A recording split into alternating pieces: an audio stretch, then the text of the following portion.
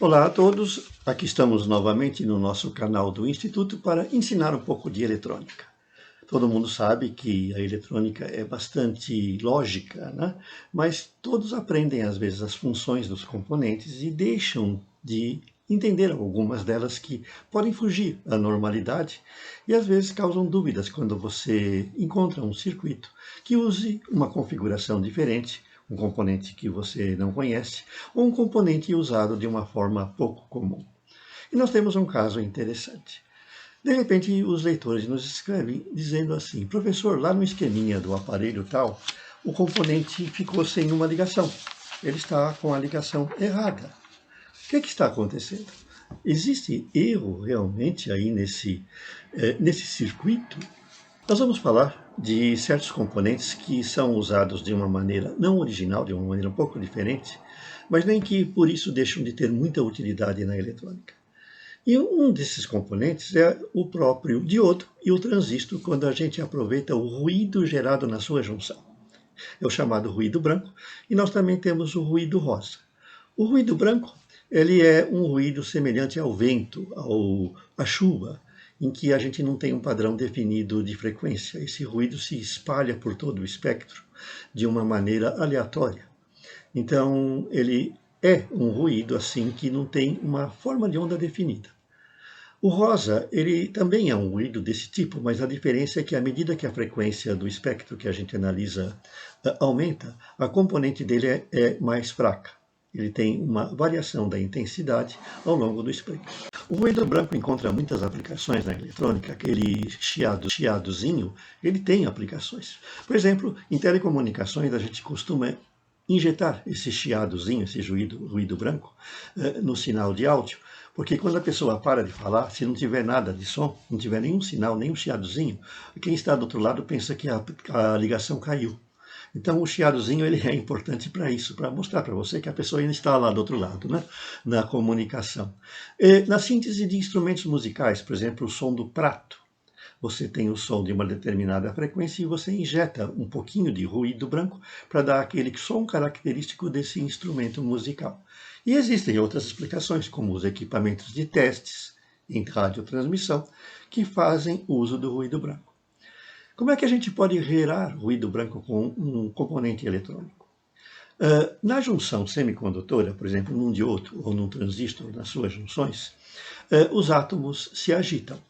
E nessa agitação, eles liberam elétrons que então circulam pelo componente. Então existe lá uma correntezinha térmica, vamos dizer, de origem térmica, que ela é aleatória, porque ela depende da agitação aleatória dos átomos lá na junção, e que tem um padrão que representa o ruído branco.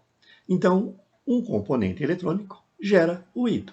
Tanto que quando a gente vai fazer um bom pré-amplificador de áudio, a gente tem que escolher um transistor que tenha baixo ruído, que gere pouco ruído, porque senão o ruído aparece lá na caixa acústica, né?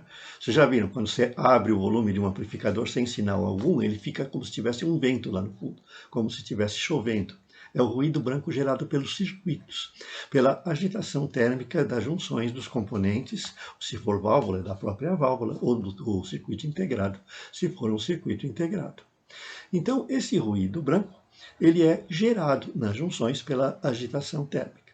Então, eu não preciso ter um componente ativo, basta eu ter uma junção. Então, eu posso usar um diodo ou um transistor para gerar o ruído branco. Então, eu tenho alguns circuitos lá no site que usam diodos, usam transistores para gerar ruído branco e depois eu os amplifico, como esse circuitinho que eu estou mostrando aqui do lado. Como só preciso de uma junção, eu posso deixar a outra desligada. E é exatamente aí o que eu faço aí nesse circuito.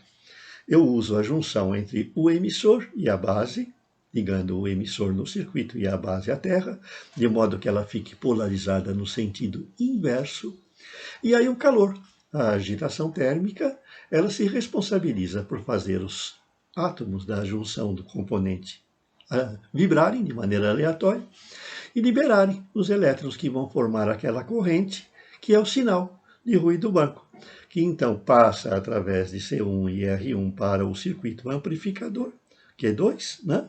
E é levado até a saída, onde eu posso utilizar esse ruído. E uma maneira de obter o ruído rosa é você cortar a parte do espectro mais alto.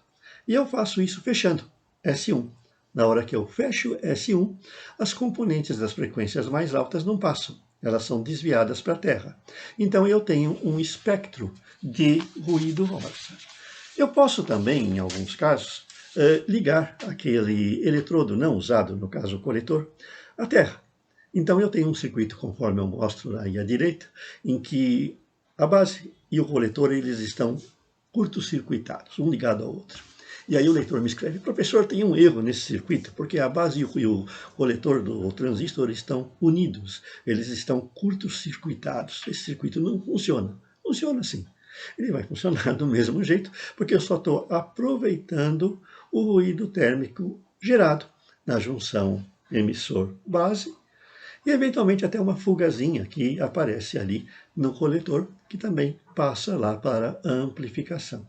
Então vejam que são aplicações, às vezes, um pouco diferentes para os componentes que podem gerar dúvidas nos leitores. São os chamados transistores, as junções de ruído, e da mesma forma como isso se comporta como um diodo, se eu arrancar fora esse transistor e colocar lá um diodo polarizado no sentido inverso, eu também vou ter a geração do ruído branco.